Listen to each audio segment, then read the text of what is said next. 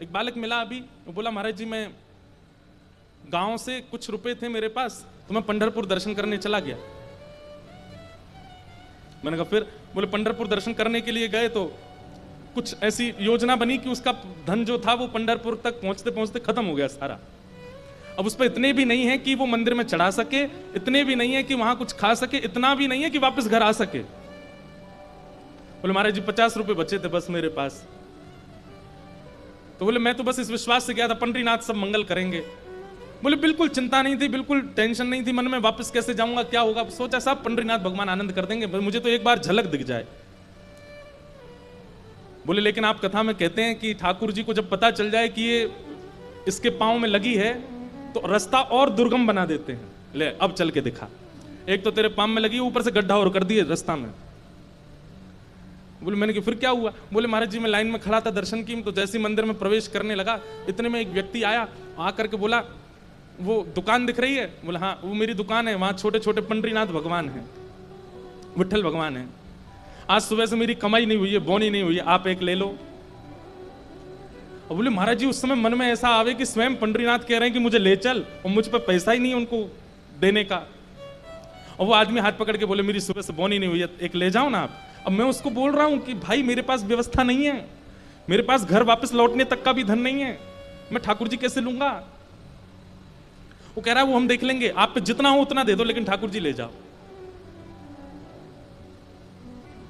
मैंने कहा मैं दर्शन करके आता हूं फिर देखता हूं। बोले दर्शन करने गया तो दर्शन करके मैंने कहा हे पांडुरंगा मैं घर चला जाऊं, यही बहुत बड़ी बात है। बाहर आपने एक व्यक्ति खड़ा कर दिया अपने स्वरूप के लिए, कैसे उसको क्या दूंगा, मेरे पास है ही नहीं।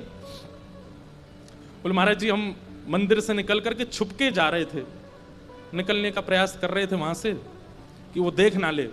बोले मैं छुपके निकल गया, दूसरी गली में पहुंच गया तो वो सामने से आ गया, ये तुम कहां भागे जा रहे हो, तुम कह के गए थे ठाकुर जी लोगे, चलो मेरी दुकान पे। मैंने उसको कहा भाई तू मेरी जेब देख ले, मेरे पास कुछ नहीं है। तो बोला कितना है तुम्हारे पास? बोले 50 रुपया बचा है बस, लेकिन मेरे घर वापस जाने का भी किराया नहीं है मेरे पास।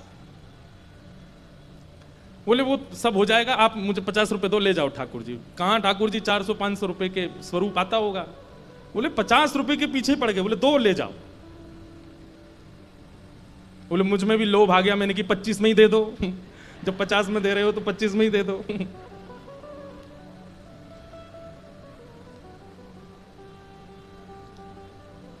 ले लिए ठाकुर जी।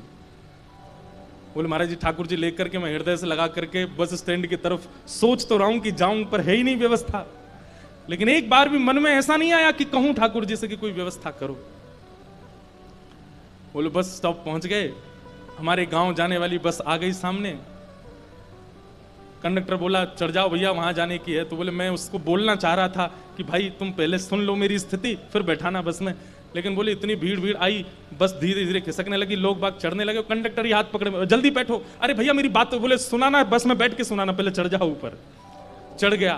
बोले मैं उसको बार बार मुझे लगा कि संकोच में बाद में पैसा नहीं दे पाऊंगा तो उतार देगा तो बुरा लगेगा, अभी बता देता हूं उसको। बोले भैया मेरी बात सुनो। बोले मैं उसके पीछे ही पड़ा रहा, वो मेरी सुन ही नहीं रहा था। मैं बार बार उसको बोलूं भैया मेरी एक बात तो सुन लो। बोले रुक जा अभी पीछे टिकट काट के आता हूं। बोले पीछे चला गया, कहीं बैठ गया, फिर पीछे जाके किसी से बात करने लगा। मैंने भैया मेरी बात तो सुनो, मुझे आपको एक बात बतानी है। बोले इतने में तो आधा रास्ता पार हो गया। वो बोलता है कि अभी एक जगह बस रुकेगी चाय पीने, वहां बताना मुझे। वो बोले ना वो मुझसे पैसे मांग रहा है ना मेरी सुन रहा है। बोले वहां में उतर गया तो उसका पेट खराब हो गया, वो वॉशरूम में ही बैठा रहा बहुत देर। तो बोले वहां से निकल के आया, बस चलने का समय फिर बैठ गया। मैंने उसको फिर कहा भैया आप मेरी बात सुन लीजिए, बाद में आप मुझे नाराज। बोले फिर पता नहीं क्या कारण बन गया, कभी कहीं चला जाए कभी कहीं। बोले मेरी सुनी ही नहीं, मुझसे बोला चुपचाप बैठे रहो मैं बात करूंगा बाद में। बोले जब मेरा घर 5 मिनट की दूरी पर रह गया तब आया मेरे पास। अब बताओ क्या कह रहे थे तुम? भैया मैं ये कह रहा था मेरे पास बस 20 रुपए पड़े हैं और बस की टिकट 200 रुपए की है, मैं देने लायक स्थिति में नहीं हूं।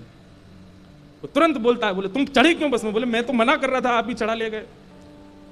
बोले फिर वो ड्राइवर से बोलता बस रोको इसको उतार दो यहीं पे। बोले जहां उतारा था वहीं मेरा घर था पास में। बोले उतर के मैं घर पहुंच गया प्रेम से। मैंने कहा भाई तुम्हारी जय हो। ऐसे ठाकुर जी अब वो रोवे सो रोवे बताते बताते और अपनी स्थिति कहते, ऐसे ठाकुर जी। इसलिए इनको केवल आप बातें मत समझा कीजिए